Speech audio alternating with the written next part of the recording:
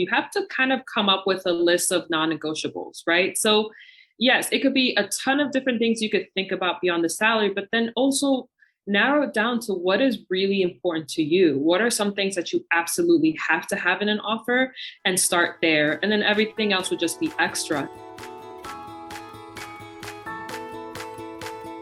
Welcome to You Belong in the C-Suite podcast. You are ambitious in life and in your career, but something is missing. You want to bring more of your passion to what you do. Because let's be honest, you pour a ton into your work, and it needs to mean more. I'm your host, Laura Eigel. I'm a mom, wife, PhD, coach, advocate, introvert, and indoor rowing fanatic. I'm passionate about living a life that's in line with my values. We'll give you the actionable tips and tools you need to lead with your values, make a difference, and have career success. The world needs more diversity and authenticity in the top jobs at organizations. Your leadership belongs there. You belong in the C-Suite.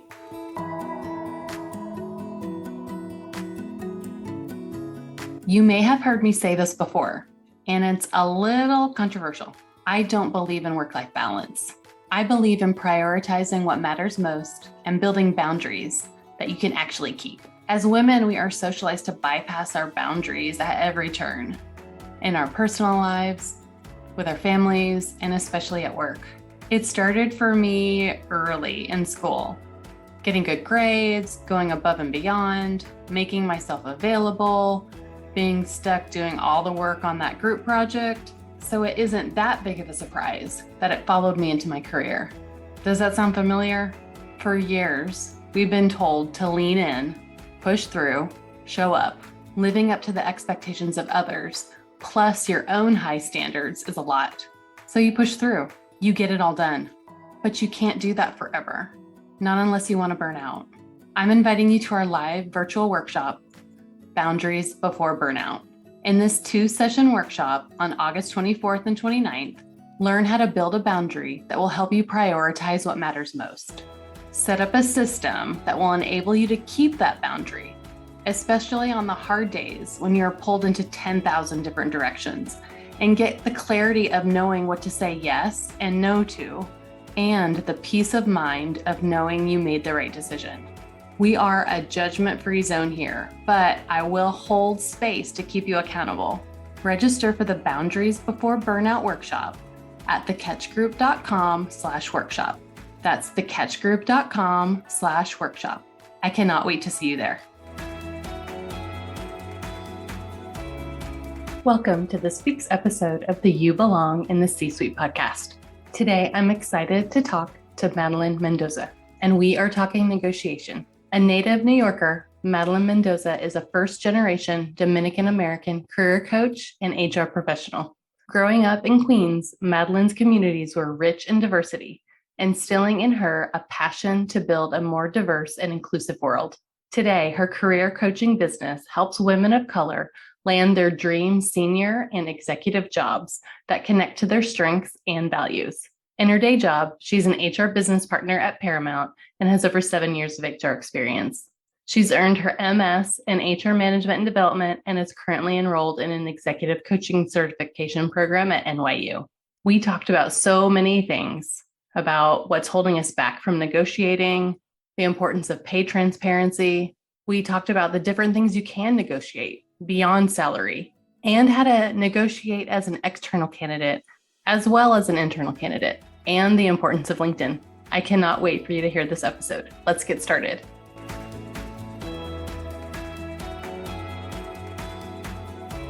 Well, I want to welcome you to the You Belong in the C-Suite podcast. Thank you so much for joining us. Yeah, I'm so happy to be here. Really excited. Well, I would love it if you could tell the audience a little bit more about yourself and your story. I am the CEO and founder of Career Coach, which really is a passion project of mine. It packages all of the wonderful things of my life, my upbringing, what I believe in, coupled with my years of experience in HR and recruitment. So all of that to say is my business services women of color in their pursuit of finding and landing their dream senior and executive level roles, all with the intention of helping them get to these top business levels of corporate America, where we want to see more representation of people from marginalized groups, right? I feel like there's a real need and hunger to see more representation at those levels, especially since it's so important. These people make these decisions that greatly impact so many communities and employees.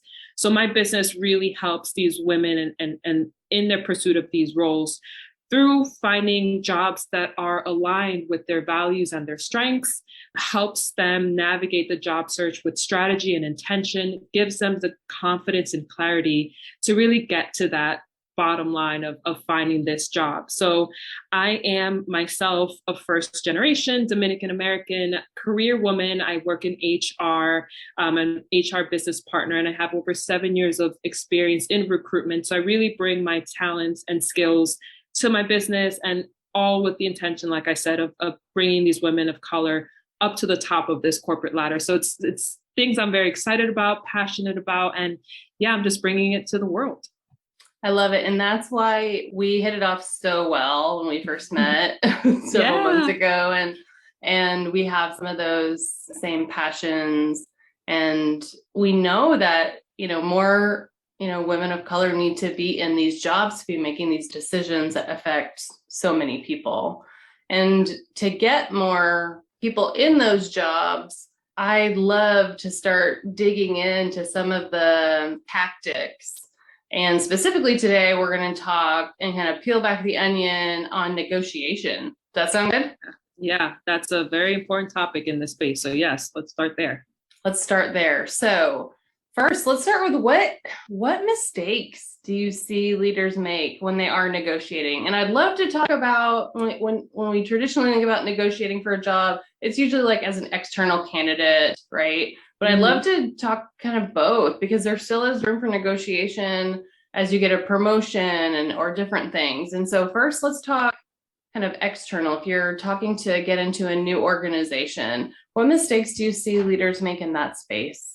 I think this really plays nicely into the issue of the gender wage gap, right? And getting women of color into these positions. And a lot of the mistakes stems from a lot of psychological boundaries or obstacles that women of color, just through their upbringing, the messaging from society, all of that telling them or making them feel uncomfortable in this space of negotiation. So a lot of that starts from that place of hesitancy, not wanting to come off as difficult, not wanting the other person across the table to feel uncomfortable.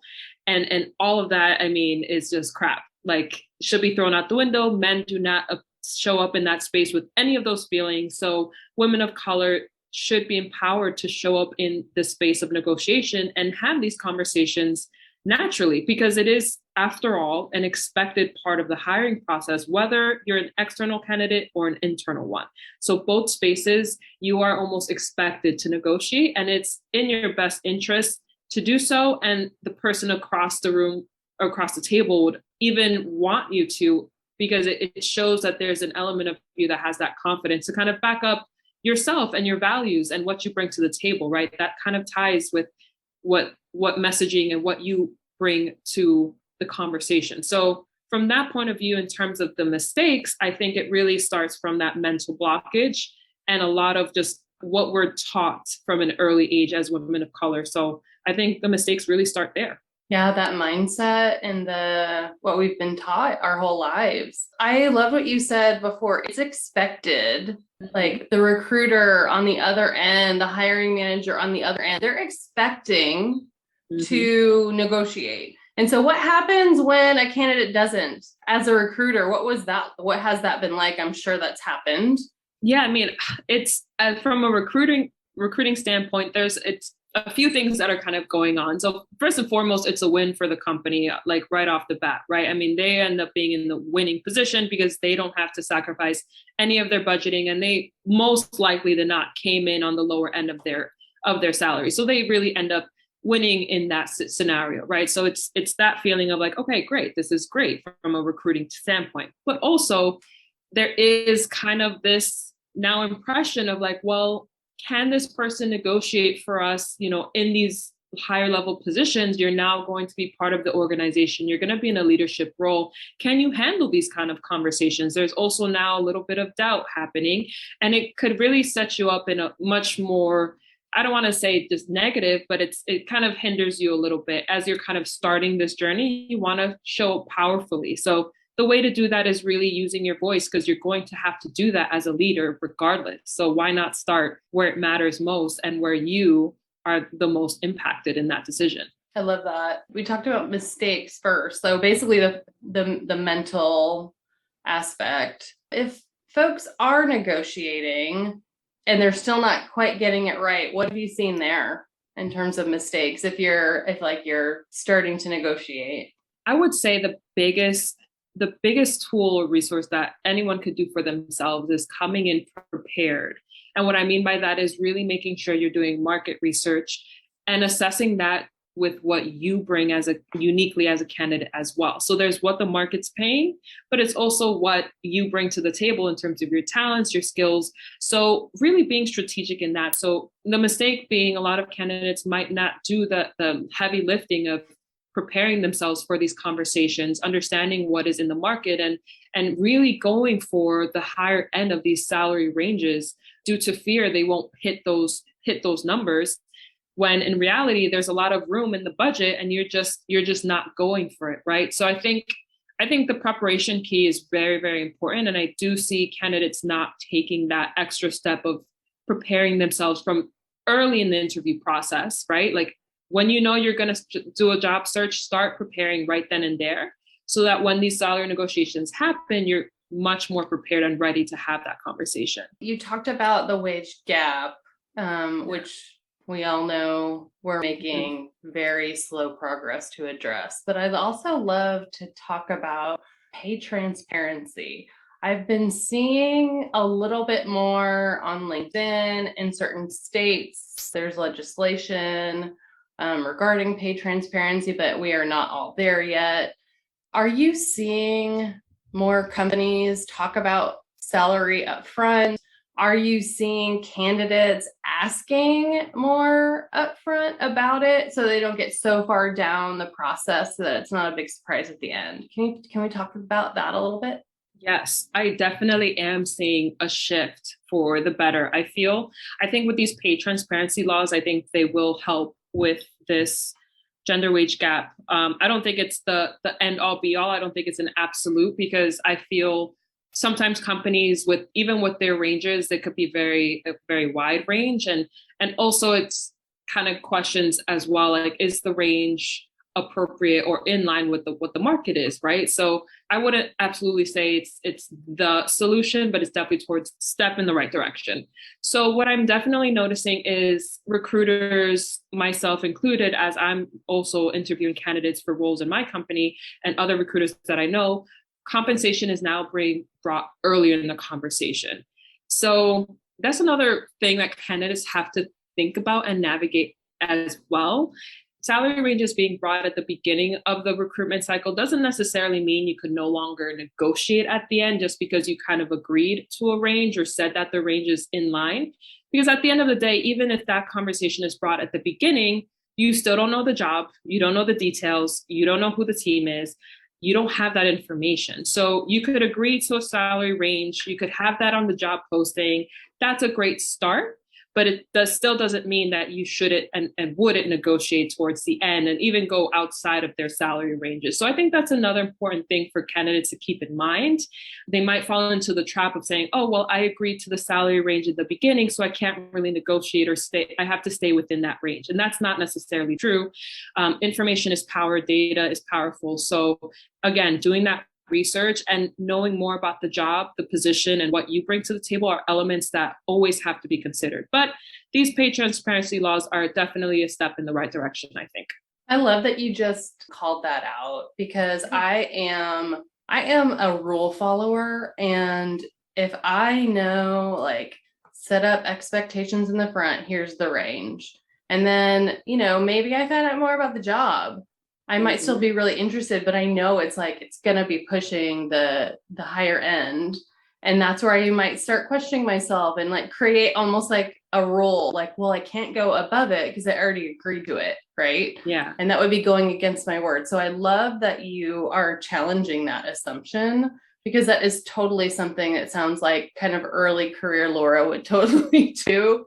Yeah. And I think, again, like this goes back to the psyche of women of color. Like we, for some reason, just the way either society or upbringing, whatever it is, now that thinking could be, well, now I can't, like, have to stay in the box now. They gave me a range and I would encourage candidates not to fall into that trap either. You really just have to make that assessment for yourself. The range could be great and it actually is in line. Like once you learn about the job, it's like, oh, this makes sense. Like, yes, this all lines up great.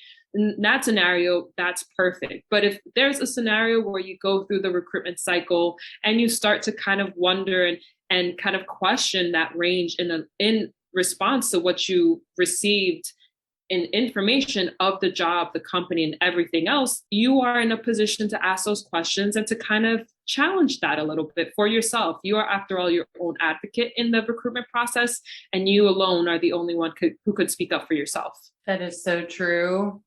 Let's say that again. Yeah, you alone are your own advocate through this process. Absolutely. Mm-hmm. Absolutely. So in terms of salary negotiation, that's what we've been talking about so far, but it feels like there's other things that could be put on the table. Can we talk about like what other things should we be talking about in terms of negotiation beyond salary? Especially as we think about executives, there's a lot of really great benefits. We have long-term investments, incentives, we have bonuses, we have vacation, we have lots of different things, right? Vesting early, like what kinds of things have you seen be negotiable, I guess, beyond salary? And that's really awesome that you brought that up, because I think I kind of say this. I feel like salary negotiation is a misleading term because it's not just a salary. It's the job offer. The job offer, it's more than just a salary. The salary is just a starting point. So let's say everything goes well and you feel good about the salary. You negotiate a little bit on the initial job offer. Great. But now there's even more room for you to think about what other elements are on the table. And you kind of named great examples already. Some companies do like a sign-on or yearly bonus.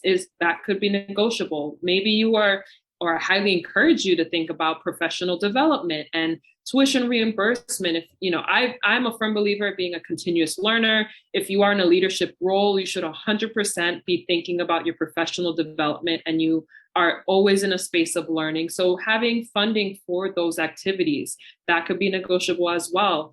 We are now working remotely. So if you have a home office and you might want to do some upgrades, maybe there's funding for that. Maybe they could give you some company equipment, double monitors, like really set you up nicely, little things like that. And it could even go to what your job title is, what your work hours are, how many, like, are you off on the weekends? Like, what are your boundaries in terms of that? And other things as well that you could consider if you have children, if you need childcare costs, or if you have aging parents, or any kind of care for an individual, there's reimbursements and funding available for that as well that could be negotiated. So really, I think that it's a cool thing to think about. I think you could get a little bit of creative, ask that questions, be curious, and explore what the options are. And, just nothing is off the table.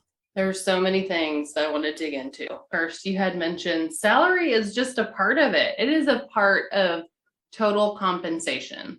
Exactly. And I think there's even a mindset shift there as we grow our careers, that salary is end all be all. And really, sometimes, salary is just, that's just your baseline, right? It's baseline, and you can earn a lot more with, like you said, sign-on bonus plus annual bonus plus sometimes there's stock options as well. Yeah, mm-hmm. Stock options. And potentially, if you work for different kinds of companies, some of those might be programs that, aren't negotiable, but some of them might be. There are a lot of, Fortune 500 Fortune 1000 companies that can, change some of those terms, like increase percentage on annual bonus, increased vesting, like all those kinds of things. But even this idea and kind of shift in thinking about salaries end all be all to the shift of what is my total compensation package, I think it's a huge mindset shift as we go from kind of mid-level manager to executive that takes a little while to think about and to get into that space.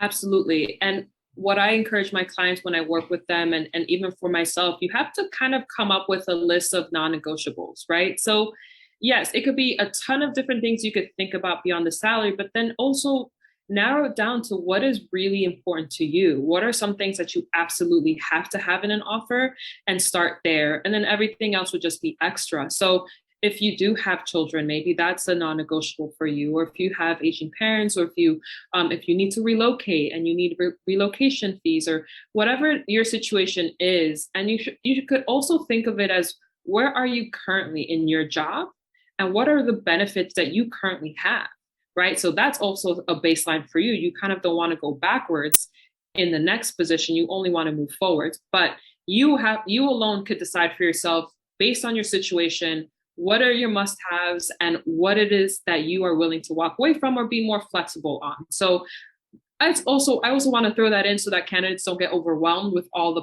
options that there could be. Just be more strategic and intentional when it comes to your job search. I love that idea of non-negotiable, and it brings me back to something you said a little bit ago of just this idea of boundaries. Like, what do you need? I love this idea of, if I've had it here, I'm not going back. Not doing that. Not going back. We're only getting equal or better things in this new opportunity. So I love thinking that around, what boundaries do you need to have around your negotiation, around the things that you ask for, and what are non-negotiables. The other thing that you mentioned a minute ago, this idea of professional development, that is, oh my goodness, I love that idea so much. I love professional development. I'm all about it. Take me to a conference or a workshop, or let me take some classes, because I think, especially as leaders, you have to continuously develop your craft. You have to be, our world is changing. Innovation is at the forefront. Companies who really hone in on this professional development, it really is a skill and a way of being. Leaders who do that really end up thriving in their spaces. So for women of color entering the spaces, I mean, there's so many challenges that you go through as a woman of color because your peers don't look like you at these levels, right? So you kind of go through those challenges. So you also don't want to worry about your professional skills and who you are as a professional. So these developmental activities that you could do is only to make you a stronger leader. So companies should have the funding to support those activities. Especially as you get higher in your career at executive level, it is not uncommon to ask those questions. And usually what I see people ask is, what are the options available to me that are standard once I join, right? So you get to understand, what do their leadership programs look like all of that kind of stuff. Do they do tuition reimbursement as part of their overall total compensation package and your benefits and those kinds of things? But I love this idea of negotiating it in. And it also then kind of says the intention that you have, right? You want to grow for yourself. You want to grow for them. You want to accelerate your growth. And I love the ideas that you had in terms of conference, maybe a certification. I mean, get yourself a transition coach. Right? Mm-hmm. Yeah. And coaching could be part of that too. Yeah. Yeah. The company might be absolutely willing to foot the bill. And even if they don't do it externally, they may think about how do they do that and give you an internal coach. There's lots of different options available, but I love this idea of negotiating that in at job offer. I think it says a lot, just like you said, about, one, are you negotiating? What will you negotiate on behalf of the company? Professional development also says something about you too, in terms of, are you that continuous learner, and will you do that for you and your team? Exactly. And I think that puts it perfectly. You are in a sense, branding yourself already in these conversations. Yeah. But the fact that you're showing up and negotiating shows who you are as a leader. The fact that you're bringing up specific items like professional development shows who you want to be as a leader. So all of that goes to your branding. And again, it's only in your benefit to really speak up and have these conversations.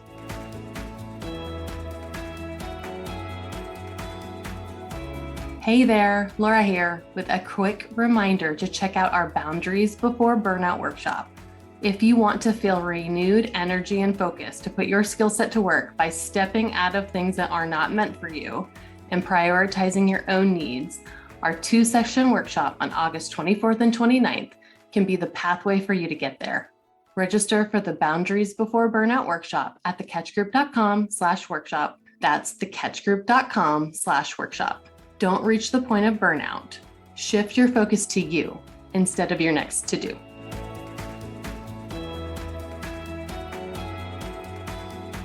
So we're talking about negotiation, but because we're talking about kind of candidate experience and all that, I cannot not ask you about LinkedIn. So how important is it?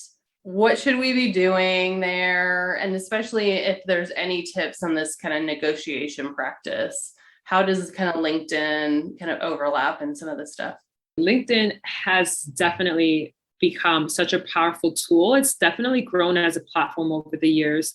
And it is 100% such a valuable part of the job search process. So I know with my clients, I definitely emphasize LinkedIn a lot, how to optimize it, how to really utilize it to kind of up your game when you are trying to level up in your career. So with LinkedIn, you have to, I kind of like using the metaphor of a storefront, right? It's almost like your store. If someone comes to your shop, do you have the quality ingredients or products up at the front? Like, are you showing up behind the register? Like, are you dressed well? Like, do you have that? Like, what does someone experience when they come into your store? Your LinkedIn page is that for recruiters. Recruiters, in a matter of seconds, if you are to connect with someone, if you are to submit a job and a recruiter goes to your page, what are they looking at? What will they see? So consider your LinkedIn page from those eyes and figure out, like, do you have a captivating headline? Do you have your bio filled in? Do you have your work experience on there with details and metrics and data on your work performance and what you bring as a leader and a powerful candidate? Like, you're really branding and selling yourself through LinkedIn. So the candidates or job seekers that really utilize LinkedIn in that way find a lot of success. And I think it really starts with building relationships, connecting with companies and recruiters at companies whom you want to work for, who you feel aligned with, and who you feel confident and excited to interact with, right? I think that's another part of it too. You want to feel excited to make these connections. So when you do have these conversations, you have something to go off of and you feel energized by connecting with them. So LinkedIn, I feel like is a powerful, powerful tool, but you've got to be strategic and you really got to utilize every part of it to the best of your ability. I love that as the storefront. That's a good analogy. And how can we use it in terms of an aid for negotiation? I feel like, if anything, it's a really great way to see kind of pay transparency in the places that there are showing it. Are there other ways that might help in negotiation too? Yeah, I think LinkedIn has that information. I know with, positions in Colorado, for example, I believe they have their pay transparency law in effect. So a Colorado position will have the range already. And most ranges don't, if it's within the same company, it's usually within the same kind of range more so. I mean, it really depends on your location, but that's at least a starting point. So LinkedIn definitely has a lot of information that you could use and research, and then kind of leverage that when you are entering these conversations and you have an idea of what the range is. I would encourage candidates to kind of stay at the higher end of the range, because you don't want to start lower. You want to start higher because, again, there could be a back and forth and you want to land somewhere where you feel comfortable. So if you start with a little higher, you could land somewhere where you feel really good in the final offer. So in that way, I think LinkedIn has a lot of really readily available information. It's just a matter of researching and finding it. So we've talked a lot about external, going to another company. Are there any other things we haven't talked about in terms of negotiation at your current job that you think would be beneficial for our audience? I think with an internal promotion and that pathway, it's much more personal because the company knows you and you've built a reputation. So I almost want to take a few steps back, right? So if you're a candidate starting at a company, really think in advance of that point where you are up for promotion. So you're always being very strategic with your work partnerships that you have, the people that you interact with. Make sure you have good rapport and a good reputation so that when you are up for promotion and you do have conversations about negotiation, it comes from a place of, well, these are all the things that I've done. This is what the contributions that I've made to the company. And plus, this is the market research that I know is out there. So all of that tied in to really set yourself up to have a comfortable and a more easy going and fluid conversation when it comes to an internal promotion. I think folks might feel more hesitant even when you are already at the company because you don't want to come across in any way. Again, going back to what we originally talked about, you don't want to come across as difficult. Women of color like get into this mindset of like, oh, I want to make sure everything is smooth. And now there's this almost sense of loyalty because you are already part of the company. So you have to put all of that aside and think of it as a fresh slate. Rely on all the things and the reputation, the projects that you put out there. You're up for a promotion for a reason. And have the confidence to like back up what it is that you're asking for. So don't be afraid to shoot for the top, even within a promotion is pretty much the message I want to put out there. And this is if you're going to be considered. I think there's a couple of things too that, what if you aren't sure how to be considered that we could talk about. So in my experience, just knowing and understanding how promotions happen at an organization is just like half the battle is just understanding, okay, how does it work here? And one of the best things that you can do is get to know your human resources business partner so they can be your advocate in all kinds of ways. So first that they know you, they know who you are, they know your performance, and you've put in some time to build that relationship because you never know when you'll need your human resources business partner. And when you need them, it's usually, one of those things, it's like too late to build that. It's not that they won't help you. It's just that they don't know you as well as they could have to help you when, so I'd love to dig in there a bit. How, you human resources business partner, and you've had that experience. Is that in your experience been helpful to advocate for employees? Absolutely. I think visibility in the company is going to be so important. And again, to the benefit of when you are up for promotion, you want to make sure you have had that visibility and you've built this relationship so that folks know what you've been doing, your work ethic, what you bring to the table. And so leaning into your HR business partner, that's our role as well in terms of performance management, talent management. That's part of the process. I think candidates should take the wheel on that, right? Like, don't rely on anyone to do that but yourself. And one of the something I could offer, advice I could offer is at the start of any job, get a copy of your job description, right? You want your job description that lists out at that point in time, everything you're responsible for. And over time, as you start to see your role evolve, develop, you're taking on new projects, new tasks, those are indicators that you may be ready and in line for promotion because now you're taking on a lot more. And here is the proof because I have my job description and I've been documenting and outlining the change that has been happening. So that's something an employee could do for themselves and really take ownership of that. Because if you're going to wait for your HR partner to do that, it's definitely in our jobs to oversee all of that. But most HR business partners at companies, like we see a client group, right? We don't work with just the one person. We have a group of folks. So having that relationship, it's up to you to nurture that relationship and it's up to you to track that progress for yourself. And then when you have these conversations of look, I think I'm ready for a promotion. I'd like to have this conversation and here's why. And again, data doesn't lie. You could really outline what you've been doing, lean into your supervisor, your manager as well, and have these conversations. This should come up in your performance reviews.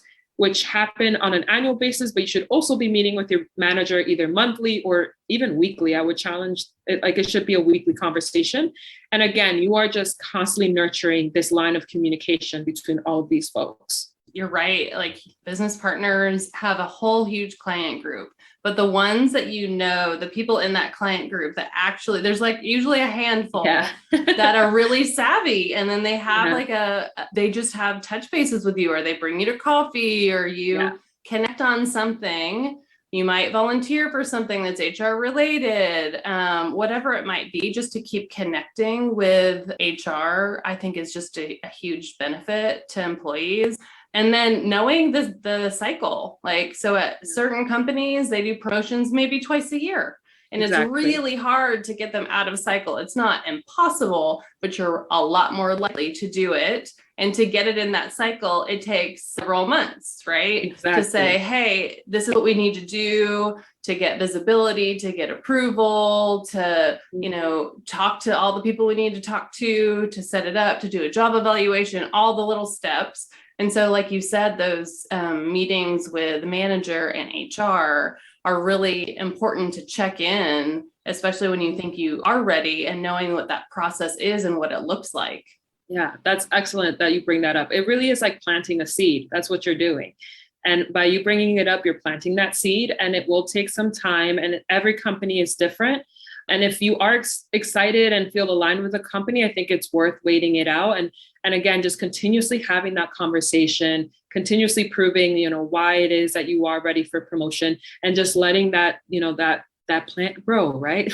As cheesy as that sounds, it really just is about kind of going with the flow of the process and just showing up consistently, so that when that day does come, you're full blown ready for that. Yeah, I think it's a misnomer that sometimes we think, hey, we have to have this really big like presentation or this huge meeting to like prove that we're ready for a promotion. And often it happens over multiple meetings, over lots of time, to your point, like having consistent performance, and then saying, hey, I am ready. Do you agree? And then setting yourself up for all of those conversations with manager, maybe second level manager, with HR, getting it into the process, getting it approved, all of that kind of thing. So I think it's, like you said, it's a seed that's planted.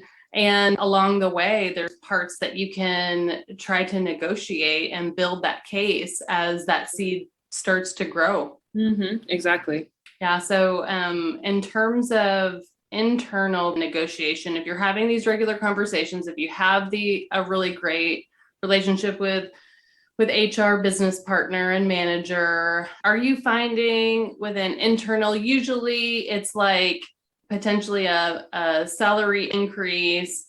Is there much room for negotiating other things at this point, since you're already internal with the company? I think it still remains the case. Things are still they're back on the table, right? So you are now at a point where you're kind of renegotiating the offer and the package in its entirety. Maybe you've had experience in your position where you've noticed or realized that maybe the kind of funding that you get for a particular, like let's just use an example of professional development, maybe the funding that you originally had in your first job offer is now no longer enough. Maybe you're now stepping into a new position with more responsibilities. It's the next level in your career, and you actually need more funding to support your professional development activities. So that's an example, and that could be applicable to any part of the offer. Standard items in the package, right? So like benefits and all of these core benefits that employees across the board gets, those might not be negotiable. But even so, it's just a matter of having a conversation and aligning that with what the new position is going to look like, and what support are you going to need heading into this job. So I wouldn't go in shut down or with the impression that you could only negotiate salary. You could really be creative even at that point. I love that. What support do you need to be successful in this job? I love that as a really great criteria. And those are the things that you negotiate. And I love that question at any time. I think this idea of negotiation at these really big points in job offer, promotion, like I wish that we had kind of given ourselves more permission to negotiate kind of any time. Yeah. And you know what's some companies do this really well. And that's again another excellent point, Laura. So that's another piece is that what you knew at the beginning could evolve and change during the life cycle of your employment there. So companies have like employee resource groups, or like I've worked at companies where it's kind of just like an advocacy kind of committee. And so employees come together and they raise issues or they raise things that they need, right? The pandemic is an excellent example. The pandemic shifted so much for so many people. You now need new benefits and new flexibility. And so there could be a resource within the company that you could join and voice your concerns or your ideas, your suggestions. And so that committee can bring it to the company leadership and they can make changes throughout your time there. So that's an option. And the other option is just having the conversation with your manager, like just one-on-one, to say, hey, this is my own personal situation, or my work situation, whatever it is that you need to tie that in, explain where it's come from, the reasoning behind it, if there's any data and metrics that you could provide to support your argument or whatever it is that you're proposing, having that conversation with your manager. And so you're absolutely right. You don't have to wait for this big moment and it's like, okay, here we go, like let's negotiate. You could really do that at any point as long as it makes sense and you have kind of something to back it up with, to really put yourself in that position of getting what you need. I love that. I find that there are certain times of year that might be most beneficial even in the budget planning process. So as your team and manager are budgeting the next year, it's a really great time to have the ask. So it's in the plan, right? So I love that idea for team development, for personal development, for conferences, for certification, for software, for anything that you might need. Know when budgets happen so you can ask then. There's always some kind of group that's doing these, that whether it's an action planning group, sometimes it's a culture committee, some kind of something. Are you plugged into that group? First of all, do you know if there is one? Because there probably is. Either an employee resource group, to your point, or some kind of culture, or sometimes it comes after organizational survey, action planning, that kind of thing. Like, who are the employees that are plugged into those initiatives? And do you have relationships with them? And if you don't, those are really great people to know and to be connected to, because they know how it works and they can incorporate your ideas and feedback. And then the other time, I think end of year, I always find that whatever the end of your fiscal year is, we always say we never have any money, but at the end of the year, there's always a little bit of money. There's always money that we're trying to spend so that we can get the money next year too. So end of year, around December, if you are on a year in like a regular fiscal year, a calendar year,